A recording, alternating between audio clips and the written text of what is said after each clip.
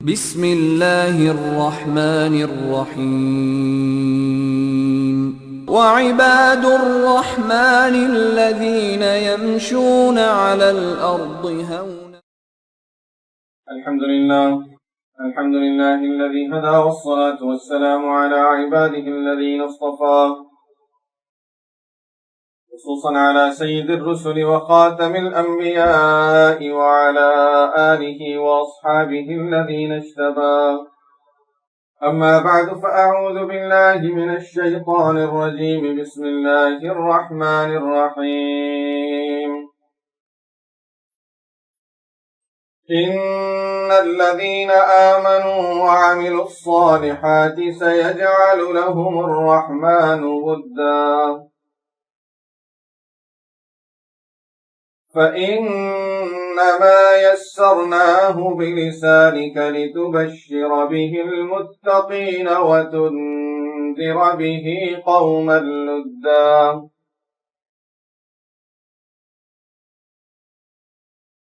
وكم أهلكنا قبلهم من قرن هل تحس منهم من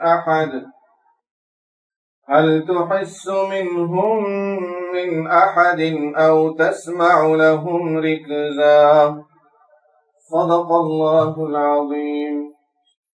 When Rasulullah sallallahu alayhi wa sallam conquered Makkah al-Mukarramah, a lot of those people who were hesitant to accept Islam, they found themselves ready to embrace the deen of Allah subhanahu wa ta'ala after that. One of the people that came to Rasulullah sallallahu alayhi wa sallam during that period, and he embraced Islam, his name was Hazan. Hazan means a hard surface. Rasulullah sallallahu alayhi wa sallam, upon knowing that person's name, he said to him, "No, you are Sahal," which means something very lenient, easy. And this was Rasulullah sallallahu alayhi wa sallam's habit, that he would change the names that will have a bad meaning, because the meaning has an effect on the person. And we need to remember this rule, that every name that we choose for our children, for people, these names have an effect on those people, whatever the effect of the name might be. There are many ahadith that indicate to this, and this is one of them also, where Rasulullah sallallahu alayhi wa sallam changed the name of the person. It wasn't because the name was against Islam. Yes, he would surely change those names, but this name he wanted to change it only because the meaning of the name is not good, and therefore the effect won't be good on this person. So he wanted to have a good name so that will have a good effect on the person.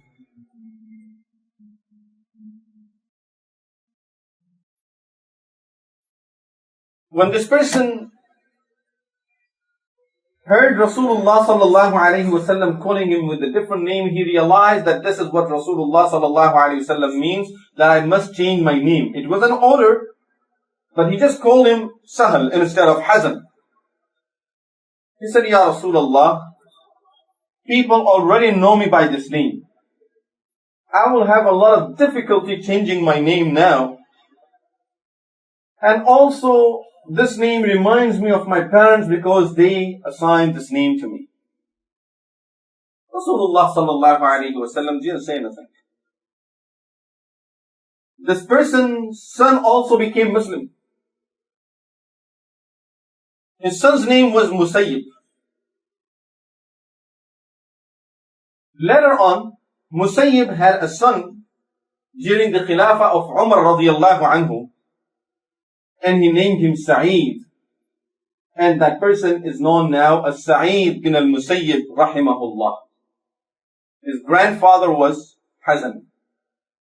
So Sa'id bin al-Musayyib bin Hazan, and as I said, Hazan means a hard surface. Sa'id bin Musayyib rahimahullah says that because my grandfather did not accept the change of name from Rasulullah sallallahu alaihi wasallam, the effect of that is that up to this day we always have difficulties and hardships around us in our families. The effect of the name goes to the third generation. He says up to this day we are having that effect in our family. Sa'id bin al-Musayyib rahimahullah is known as one of al-fuqaha as-sab'ah. There were 7 fuqaha during the time of Tabieen in Medina Munawwara. 7 scholars of Islam that were known to be one of the greatest scholars, and especially in Medina, these were the greatest scholars. And their special field was fiqh. So people would go and ask them questions about Islam, especially the rulings that are not clearly stated in Qur'an and Hadith, and these people will drive the masail from Qur'an and Hadith and will give those people the answers in the light of Qur'an and the Sunnah. So accordingly they were known al-fuqaha as-sab'ah or fuqaha al-Madinah as-sab'ah. The bench of this fuqaha, these 7 fuqaha, they were known to be the mujtahideen of the ummah, especially in that area. But the leader of all of these was Sa'id bin al-Musayyib rahimahullah.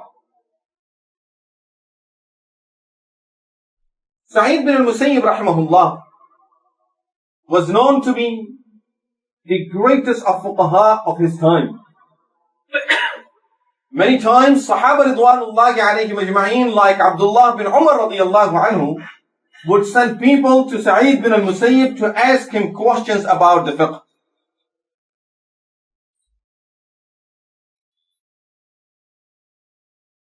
One of the things that helped Sa'id bin al-Musayyib rahimahullah to achieve that high status was, he was the son-in-law of Sayyidina Abu Hurairah radiyallahu anhu. He married the daughter of Sayyidina Abu Hurairah radiyallahu anhu.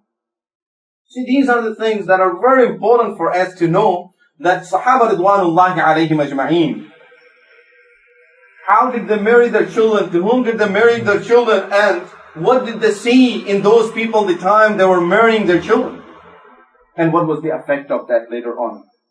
And here we find that Abu Hurairah radiyallahu anhu is selecting a person where he finds a person looking forward to learn the deen, has the zeal to learn the deen of Allah subhanahu wa ta'ala, and then benefiting from Abu Hurairah radiyallahu anhu, getting the knowledge of Abu Hurairah radiyallahu anhu, and finally becoming one of the leaders of his time in the deen of Allah subhanahu wa ta'ala, where all the people are referring to his knowledge.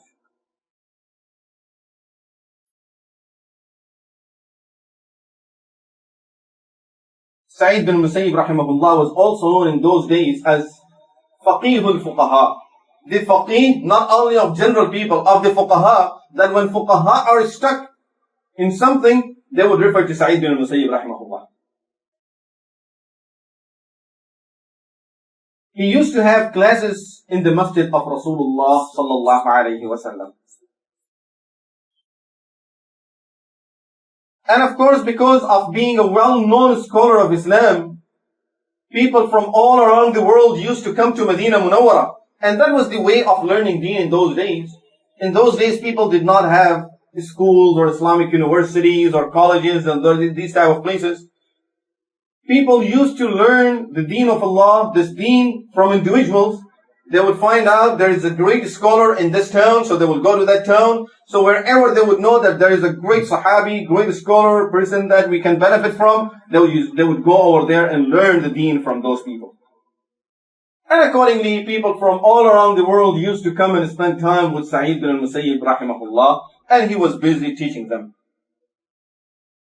That was one side of this story in the life of Sa'id bin al-Musayyib rahimahullah. When you look at this, and when we study this part of Sa'id bin al-Musayyib rahimahullah's seerah and life history and biography, it seems that Sa'id bin al-Musayyib rahimahullah had no time to do anything else in his life. For us, a person like us who just is a teacher, and not the most well-known teacher, not the best teacher, not the faqih of the time, still hardly we get time to do something else with the teaching. And a person like Sa'id bin al-Musayyib rahimahullah, and who's sitting at a central place in Medina Munawwara, where all the people would go there, and then everyone that goes over there wants to benefit from Sa'id bin al-Musayyib. And this is why he's very busy. But here we find that how Allah subhanahu wa ta'ala blessed the scholars of Islam with barakah in everything, barakah in their time, barakah in their knowledge, barakah in their taqwa. Everything that they had, there was a lot of barakah in it.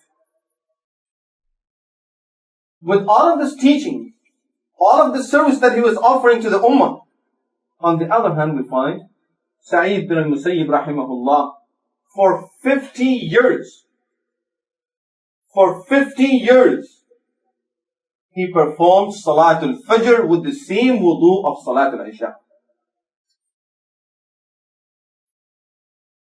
And people tried to stop him from being awake for the whole night and performing Salah and making dua and reciting Qur'an. He said, throughout the day I'm busy serving people.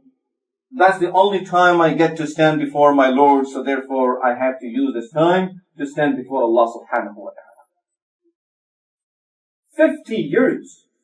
Did not sleep during the night time. The only time he used to sleep was before Salat al-Dhuhr, after having lunch, which is called qaylula in Sunnah, and that is Sunnah also. It is the Sunnah of Rasulullah sallallahu alaihi wasallam to have a little rest at that time. He used to have a short rest at that time, and because of sleeping just before Salat al-Dhuhr, he will be awake much before the Adhan.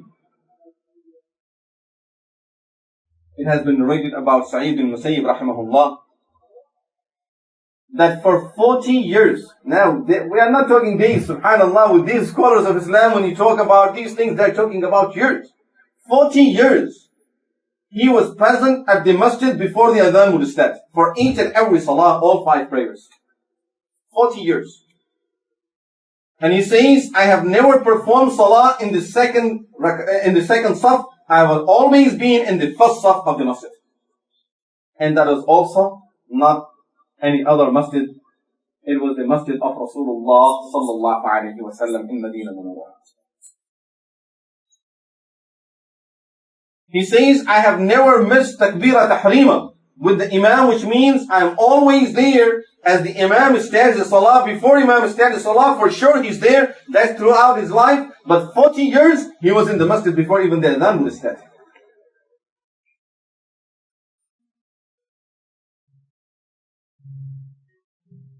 Once he got sick, and doctors prescribed to him that he has to go out of Medina, a place that was greenery.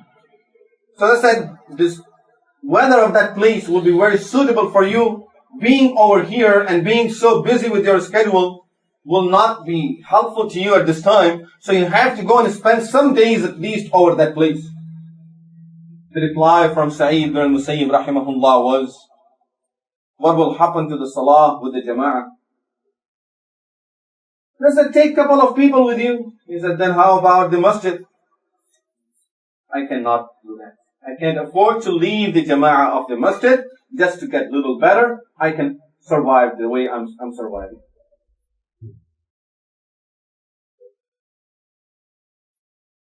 There was a time, during the time of Yazid, when they attacked Medina Munawwara. It's known as the incident of Al-Harra, when they killed thousands of people over there in Medina Munawwara.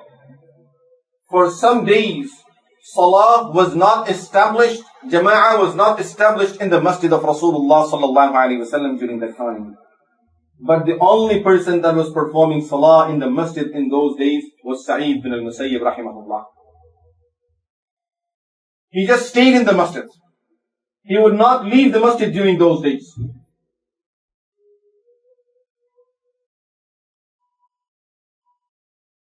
When they were attacking people all around, and they entered the masjid of Rasulullah sallallahu alayhi wasallam, they found this man sitting in one of the corner of the masjid. So some people approached him to kill him. The other people said, no, forget about him. He's insane, so you don't have to worry about him. The way he was living in the masjid, they thought that he's insane. That's why he's just staying in the masjid. After that incident was over, Sa'id bin Musayyib used to tell people, those were the best days of my life, because no one else used to come to the masjid of Rasulullah sallallahu alaihi wasallam. At the time of every salah, I used to hear adhan from the grave of Rasulullah sallallahu alaihi wasallam, and then I would perform the salah. So I used to hear the adhan from there.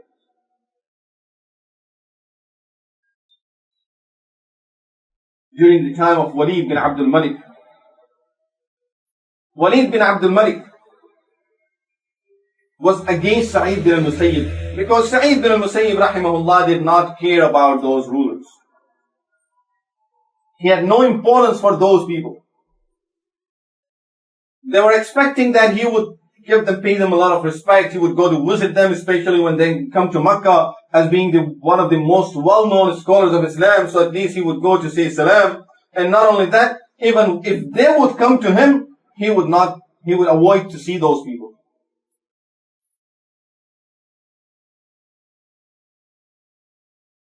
For some reason, Walid bin Abdul Malik was upset with him, and he wanted to punish Sa'id bin al-Musayyib rahimahullah. Now all the people of Medina got worried, and the other fuqahas, one of the fuqahas, seven fuqahas, so other ones got together. They went to the governor of Medina, whose name was Hisham then, and they told him, you shouldn't do anything to Sa'id bin al-Musayyib. You know his taqwa, you know his ilm, you know his knowledge. People from all around the world, one of the most respected people in the ummah, and you are going to punish Sa'id bin al-Musayyib? So he said, I also know his status and everything. What can I do? Is the order from the king. But I can do one thing. Tell Sa'id to go for Hajj or for Umrah, so that I will look for him and I would say I couldn't find him. But that said, give us more than one option, because it's not that easy to convince Sa'id to do something. So give us some more options. He said, the second option is, tell him to stay for a few days at his home. If he doesn't want to go for Umrah, just stay for a few days at his home, so that I would say, he's known that he takes classes in the masjid. I was waiting for him over there, and there was a place in the masjid that was known that Sa'id, you can always find Sa'id at that place of the masjid. In the first saf, behind the imam, it was the place where Sa'id Musayyib rahmatullah alayh would always be standing there. So that's that. The governor says, tell him to stay home, and even if he does not accept that, then at least tell him that not to stand at his known place in the masjid, to stand at some other corners of the masjid, so I would find an excuse that we'll look for him at his place after salah and he wasn't there. So the one that said, that's easy enough. Now let's go there. They all went to him. They said, Sa'id, this is the order from the king. And he asked the governor of Medina to torture you, to punish you. So you better go for Umrah. You will get the reward for Umrah also. Sa'id bin Musayyib rahimahullah, as it was known about him, he replied, I had no intention of going for Umrah. Now if I go for Umrah, it won't be for the pleasure of Allah subhanahu wa ta'ala. You want me to see, with all of that money, energy, time, waste, all of that, just because of them? If I would do it for the sake of Allah, and I had no intention of doing it at this time. Therefore, I'm not going to perform Umrah, perform my ibadah with the wrong intention. They said, okay, the second choice. Stay at home. Just for 2 days. So that during those 2 days, he will look for you in the masjid. He would send a person to look for you in the masjid, and the person will come back and say, Sa'id wasn't there. He said, then how about Hayya ala salah and Hayya ala falah that I hear from the muaddin? You want me to hear Hayya ala salah? Allah is calling me, and Allah is saying to me, Hayya ala falah, come to salah, come to success. And I would say to Allah, no, Ya Allah, I don't want to come. Impossible. I said, okay, at least Sa'id, just change the position where you perform the salah. That won't hurt you. Sa'id bin al-Musayyib rahimahullah says, that Allah subhanahu wa ta'ala got me used to standing at that place, and He gave me enough respect that people leave that place for me. Now just because of these people, I disappoint all of those people who are leaving that space for me. I won't do that either. And accordingly, they found him over there, captured him. He was beaten 60 lashes. In a cold day, they threw cold water on him. Then they put him in prison. Finally, people approached Walid and said to him, "What are you doing? If you continue doing this to Sa'id, gradually all the people will turn against you, because most of the people are his students and they love him, they respect him with his taqwa, his knowledge." So then they let him go. But subhanallah, look at this taqwa. And what made Walid to be so badly and deadly against such a great scholar? Walid's father, Abdul Malik, knew that Sa'id bin Musayyib has a daughter. She is known for her taqwa, for her knowledge, and for her beauty. So he wanted to marry his son, Walid, to his daughter, to the daughter of Sa'id bin Musayyib. Sa'id bin Musayyib, Rahimahullah, rejected that. He said, "No, I don't want to do that." They said, "You can't find a better person than him, and this, and he's the one who will be the next Khalifa." I'm not looking for those things. And to show them what he was looking for, he married his daughter to another person who was a student of his, and the mahr was chosen to be 2 dinar. And that person was offering millions of dinars. And here the mahr is only 2 dinar. A person who cannot find food every day to eat. But it's a person who spends his time in the masjid of Rasulullah sallallahu alayhi wa sallam, studying the deen of Allah subhanahu wa ta'ala. Sa'id bin Musayyib rahimahullah married his daughter to that person. So of course Walid was insulted. So as he got the kingdom, he wanted to take went from Sa'id bin Musayyib. On the other hand, once when Walid came to Medina Munawwarah, people went to see him, at least say salam to him. Sa'id bin Musayyib never visited Walid. And Walid knew that this is the only person who didn't come to me. So he knew that where he sits in the masjid, Umar bin Abdul Aziz rahimahullah was the governor during those days. So he said to Umar bin Abdul Aziz, "Let's go and see the masjid, visit the masjid." Now the king is coming to visit the masjid. So all the people were made to leave masjid. Subhanallah, the respect of Sa'id bin Musayyib was so much in people's heart that no one dared to go and tell Sa'id that the king is coming, you better leave. No one could tell him that, and he just stayed there. He was hearing it. They were saying it loud to other people so that Sa'id would hear and leave. But Sa'id bin Musayyib did not leave. He stayed over there. Walid came. Umar bin Abdul Aziz rahimahullah says that I tried to keep Walid away from the place of Sa'id bin Musayyib rahimahullah. Because I knew Sa'id won't get up for him, won't do anything for him. So I tried to keep him away. So I was taking him to the other sides of the masjid, showing him here and there, and he's performing salah here and there. Finally he saw that this man is sitting over here. So he asked me, he said, "Is this Sa'id bin Musayyib?" I said, "Yes." Then he said, "I just wanted to present an excuse on behalf of Sa'id." I said, his eyesight are not that good. I'm sure if he would have seen you, he would come to you. So he said, "Don't worry, I would go to him." But Walid knew what was the reality behind it. So he went to him. He said, "Assalamu alaikum." Sa'id bin Musayyib, he's sitting down, he said, "Wa alaikum assalam." He said, "I came to see you, O Sa'id." He says, "This is the masjid of Rasulullah sallallahu alaihi wasallam, the house of Allah. You want to see me here? You want to see Allah here? You better see the one that is the owner of the house. Don't see me here."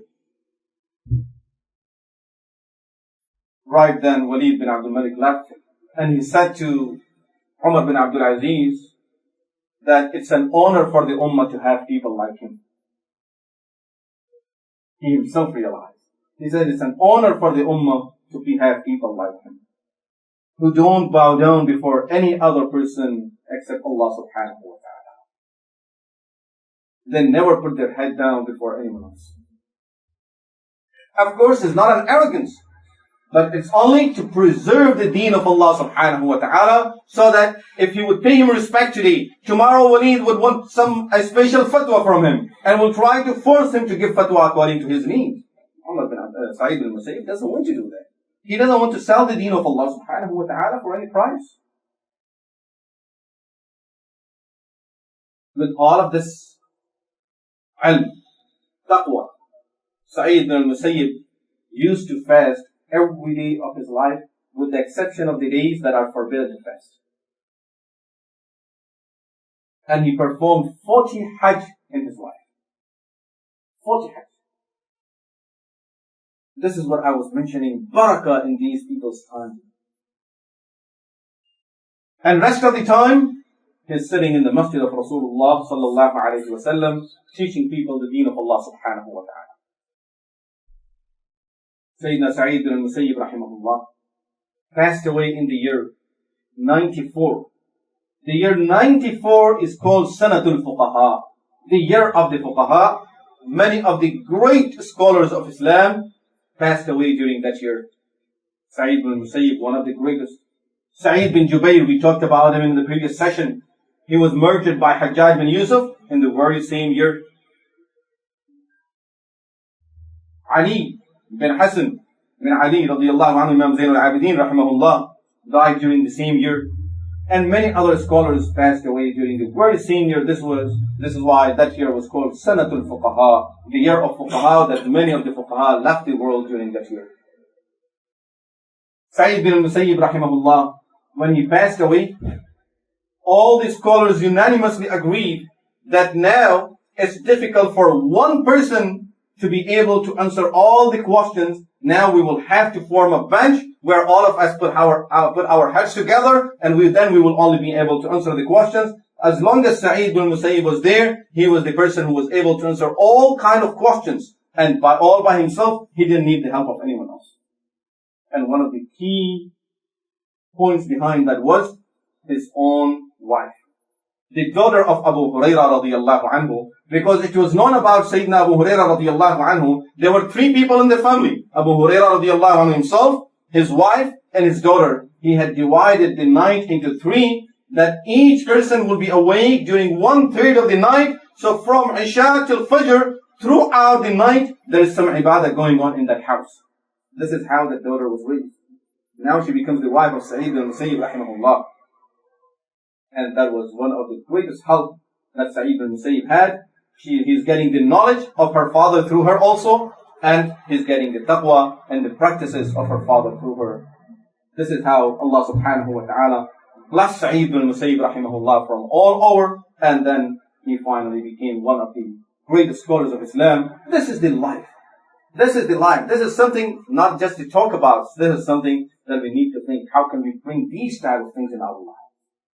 That ilm, that taqwa, that practices of deen, not just talk of deen, that practices of deen, where nights are busy with Allah subhanahu wa ta'ala, where a person spends time to pray to Allah subhanahu wa ta'ala, where the person is standing before Allah, where a person is bowing down before Allah subhanahu wa ta'ala, recitation of Qur'an, salah, fasting, hajj, and these type of things are the normal concern of a family. That's the type of family that we really need to develop, where the main concern is the deen of Allah, is the ibadah of Allah subhanahu wa ta'ala. So each and every person of that family, before they would consider themselves and introduce themselves as this profession and that profession and this great person and person with these degrees, they will realize themselves to be the real ibad, the servants of Allah subhanahu wa ta'ala, the ones that are fulfilling their duty towards Allah subhanahu wa ta'ala. May Allah subhanahu wa ta'ala make all of us the true servants of His and accept all of us for His ibad. مولاي صل وسلم